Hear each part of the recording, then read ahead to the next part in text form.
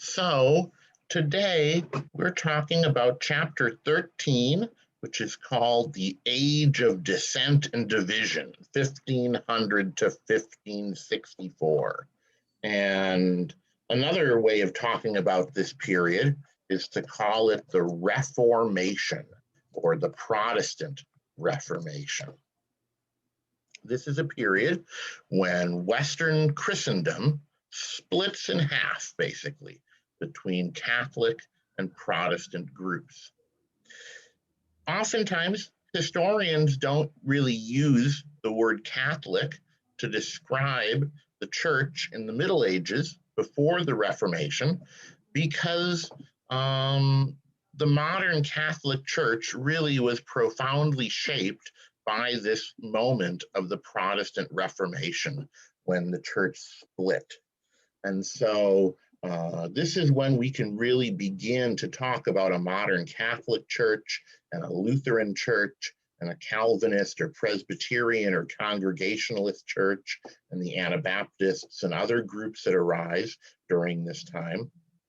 Before that, we really only had one church in the West. We had a medieval Western church, which is very similar to the Catholic Church that comes after it.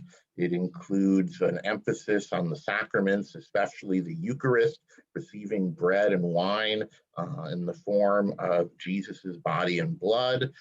It has a sacramental confession to a priest.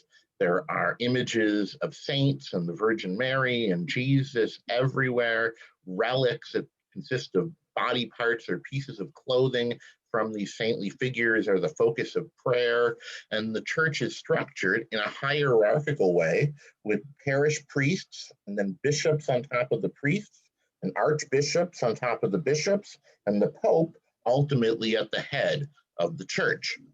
Martin Luther, who was a German monk and college professor, in 1517 begins this Reformation movement, which shatters that entire structure. Soon, large sections of Europe, probably half of Europe, have abandoned some of the sacraments. They've abandoned the sacrament of confession and of confirmation. They've abandoned marriage as a sacrament.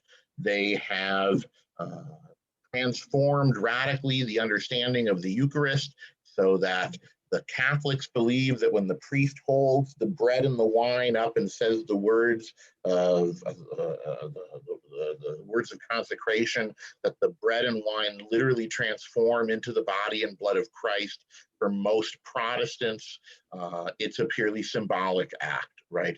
They don't literally transform, they just have the symbolism of the body and blood of Christ. Some Protestant churches kept the office of bishop, but they all got rid of the office of pope. And some Protestant churches, like those under John Calvin, went even further and got rid of bishops entirely and instead had churches run by elected boards of elders that met together in larger and larger synods and groups over larger and larger regions. So we see a radical transformation of Europe's religiosity in this time period. So who was Luther? Luther's father was a peasant, a German peasant who ended up becoming fairly well off. He got involved in mining and made some money, and he used the money he made to send his son, Martin Luther, off to college. But as soon as Martin Luther graduated from college, he decided to become a monk, much against his father's wishes. And he became a monk and ended up getting a job as a monk, as a professor of theology and the Bible at the University of Wittenberg in Germany. And while he was there, he suffered from a condition that psychologists and religious people tend to call scrupulosity. If somebody has scrupulosity or is scrupulous, they are convinced that everything they do is a sin, that everything they do is damning them to hell, and that nothing they do can be good enough. It's kind of an anxiety disorder. It's kind of like obsessive compulsive disorder. Martin Luther would be constantly fearful for his salvation. He would go to confession to the priest whose job it was to hear his confession, and he would confess and confess and confess. And the confessor, actually, we have records, complained about how often Martin Luther came and how the things that he confessed weren't even really sins. But Luther was just convinced that he was going to hell. And then, while he was preparing a series of lectures on the letter, St. Paul's letter to the Romans from the Christian New Testament, he had kind of a flash of inspiration, and he reread portions of that letter and other books in the New Testament, and he came to an utterly new understanding of salvation. Luther said basically that all human beings are incredibly deeply flawed because of original sin. And because of original sin, human beings aren't capable of being worthy of salvation, that nothing human beings can do can be worthy of salvation from God because we are so far down in the sinful world. But that doesn't mean that God can't save man. Instead, God willingly goes down and, what Luther said, justifies people on the basis of their faith in God. So that if you have faith in God, that means that God must have given you that faith in God and given you the grace and the justification and the regeneration so that you can go to heaven. For Luther, this basic idea became known as justification by faith. It wasn't so much that, like, if you choose to have faith in God, you go to heaven. Instead, for Luther, it sort of went like, if you have faith in God, then God must have already done something in your brain, in your soul, to prepare you for faith in God. And that things that God did justified you and opened up the path to heaven. And therefore, for Luther, the little things, the prayers and the pilgrimages and veneration of saints and going to confession and all the rules of the medieval church, all of them ended up not being all that important. If faith is what saves you, if you have faith, you are saved, then what does it matter if you say prayers to a certain saint for 30 days in a row? None of that is going to alter your salvation because God has already saved you, as evidenced by your faith. And so Luther basically tore down these structures of traditional Christian Catholic, medieval Catholic religion. The one that he attacked most strongly is something called indulgences. Now, indulgences are often misunderstood. In the medieval understanding of salvation, sins required punishment, both in this world and in the next. And therefore, God, through his justice, would punish people for their sins. And so if you suffered or you got sick or something bad happened to you, the medieval church understood that as God punishing you in this world for your sins. But as we know, not everybody who is a wicked, awful, sinful person suffers, right? Sometimes people live very happy, productive lives while doing sinful things. And so the church taught that any suffering that you didn't take care of while you were alive would have to be taken care of after you die. And that's where the medieval understanding of purgatory comes from. For people who hadn't done enough bad things to go to hell, or who had been absolved of their sins by going to confession and receiving communion and things like that, they wouldn't go to hell when they died, but instead they would go to purgatory, where they would spend a certain amount of time burning in the refiner's fire and suffering all the suffering that they should have done while they were alive. Now they suffer it all in the afterlife. And understandings of purgatory shifted over time. Some Christians emphasized that it was a short period of purgatory where, in one big burst, you're refined and then you go off to heaven. But by the time of Martin Luther, the Catholic Church, the medieval church, had begun assuming that purgatory was sort of a long period of suffering, where you might stay for hundreds or thousands of years after your death. Now, the church taught doing good deeds took away some of the punishment for the sin. So if you would pray for somebody or offer prayer for a saint or give money to the poor or do other good charitable deeds, you could earn off some of the time that you have to suffer in this life or in purgatory after you die. Now, this initially was attached to really difficult things. So the earliest indulgences came from things like going on crusade or going on long pilgrimages. But by Luther's time, many indulgences were linked to charitable donations.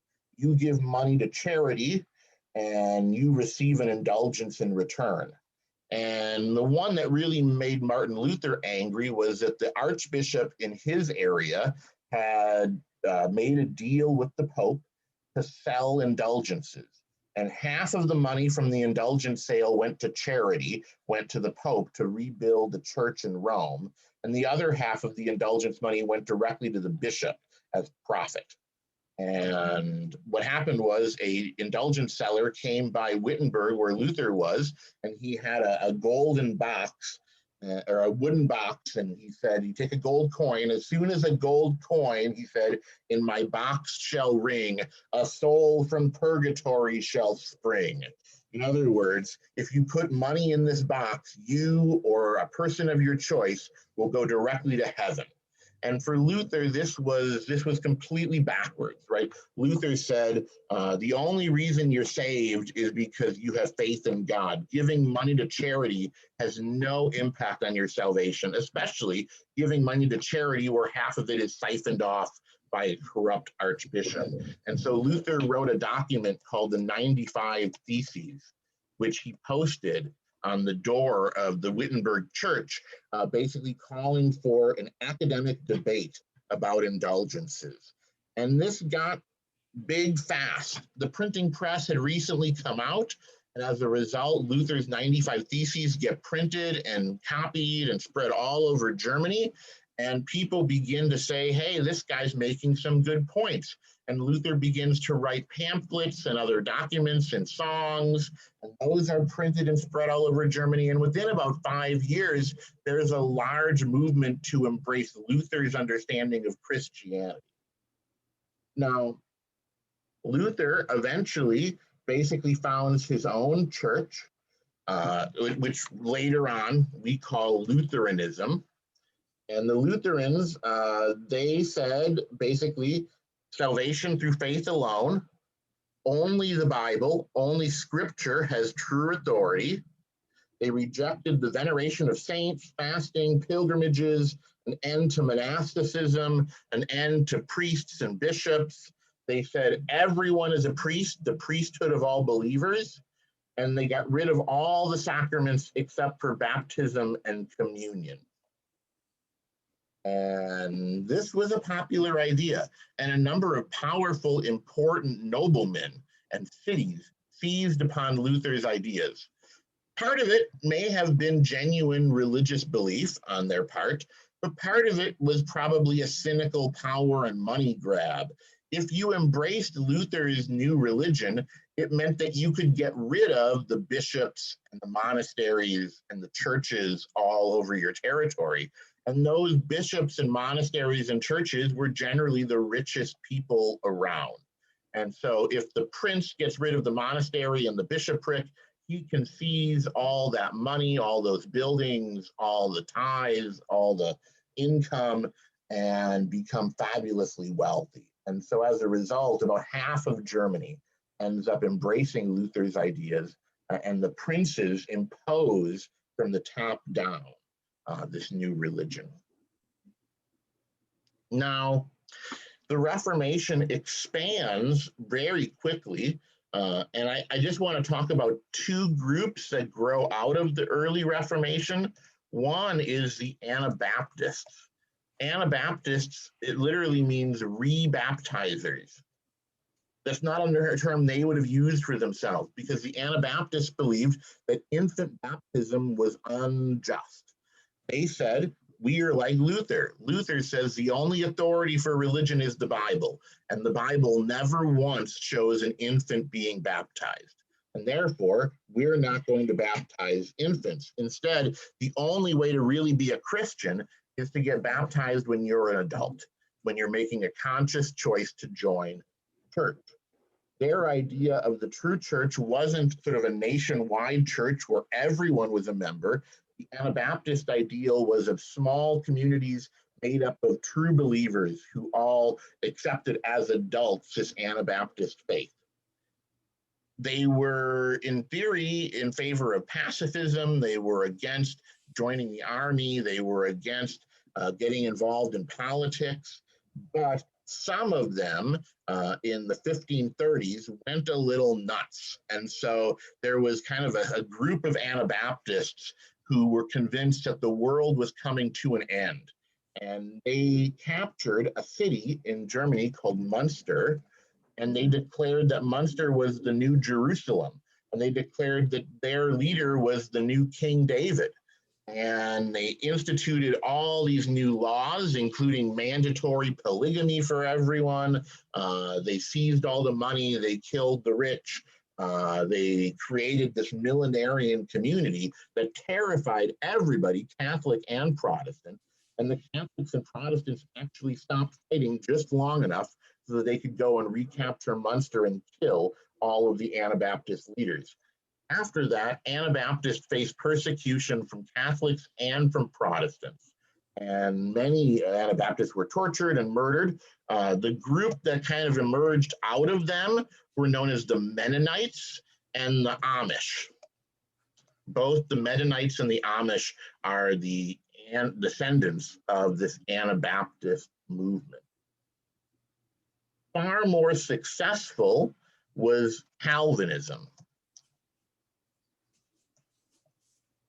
John Calvin was a Swiss-French theologian who lived in a city in Switzerland called Geneva, and he basically took Luther's ideas and then applied a lawyer's mind to them. He kind of took the logical and systematic expansion of Luther's ideas, and he wrote a famous book which became kind of the textbook of the Protestant movement called The Institutes of the Christian Religion. And it's still in print today, and churches still use it as a textbook for teaching pastors. Calvin is most famous for his theories on predestination.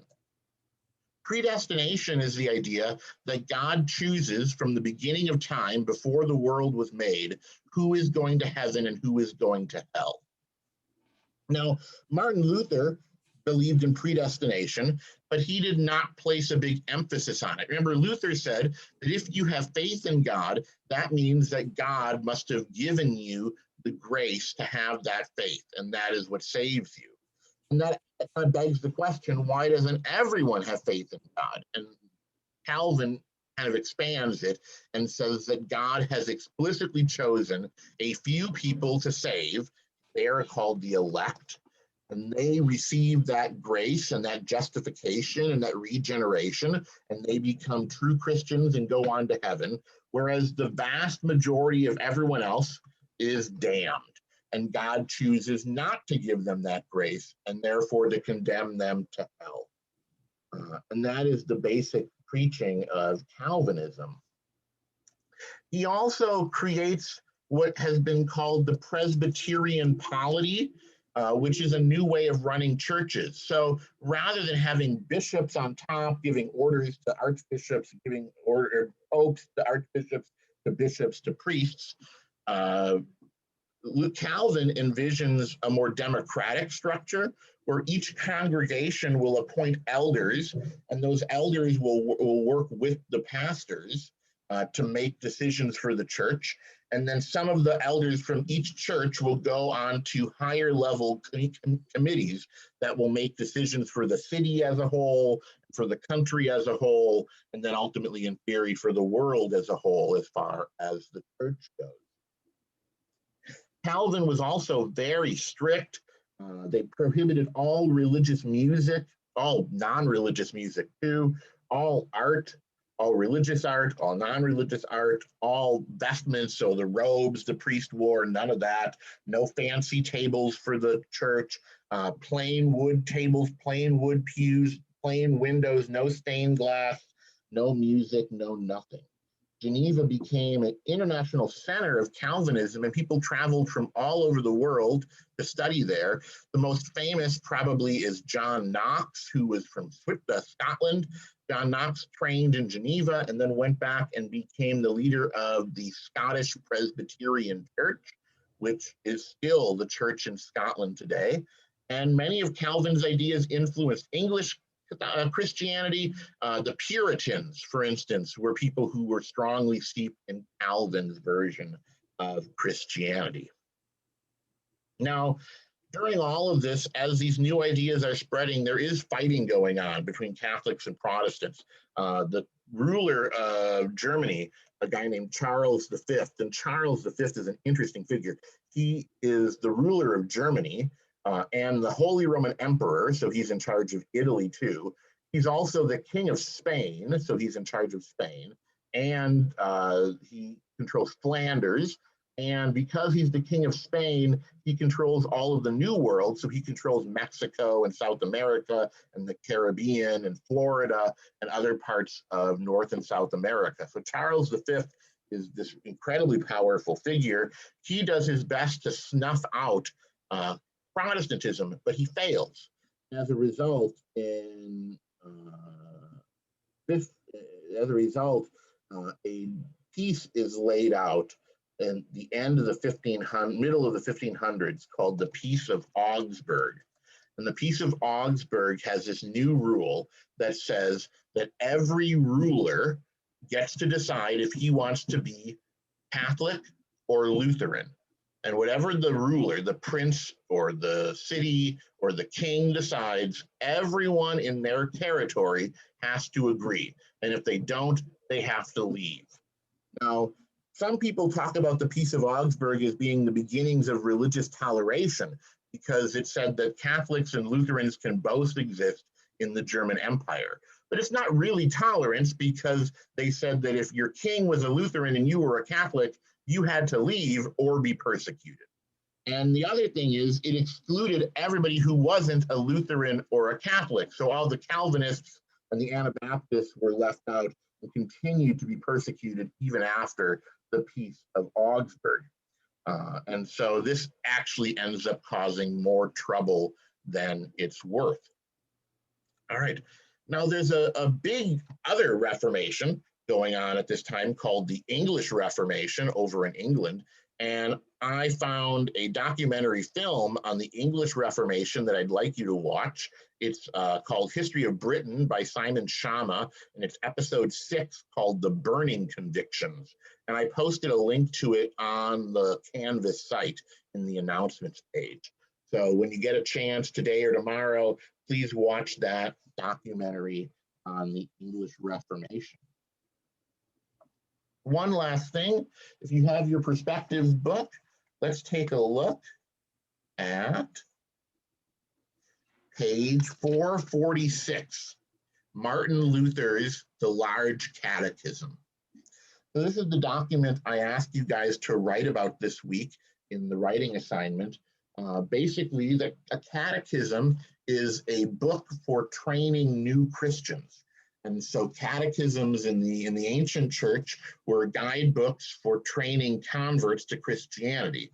Now, in the Reformation era, there are more books for training children in religion. So the idea is that this is a guidebook for pastors and for parents to teach the Christian faith to their children. And Luther makes a lot of points.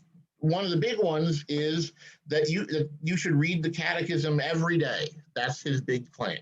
He says, every day you should read and recite word for word the Lord's Prayer, the Ten Commandments, the Creed, and the Psalms, and then still study the Catechism daily. And his goal is that this will instill in the hearts of children and also of pastors and parents the key teachings of Lutheranism. Now, as far as the actual text of the Catechism goes, there's only a short excerpt. It talks about the 10 Commandments, the chief articles of faith, the Our Father prayer, baptism, and the sacrament at the altar. When you read that, you can get some sense of what makes Luther unique, because, of course, Luther believes in the Eucharist, in the transformation of the bread and wine into the body and blood of Christ, but not quite the same way the Catholic Church does, which puts him at odds with other reformers. You also notice that he only lists 2 sacraments. The Catholic Church believes in 7. And in general, this just gives you a good sense of what Luther thought the main teachings of Christianity were and why he thinks it's so very, very important. There's other documents in this chapter that are worth reading as well. Martin Luther has some really awful things to say about Jewish people. John Calvin has a list of the rules and laws in Geneva, which will give you a sense of just how strict he was. There's the Catholic response to the Reformation. There's excerpts from St. Ignatius of Loyola, who was one of the leading figures to try to reform the Catholic Church after the Reformation. There's a document from St. Francis Xavier talking about Catholic efforts to convert people in Asia, in particular India, to Christianity. And then finally, the Council of Trent, which was the official Catholic council that set the terms for this post-Reformation Catholicism after the challenge of Martin Luther. All right. Well,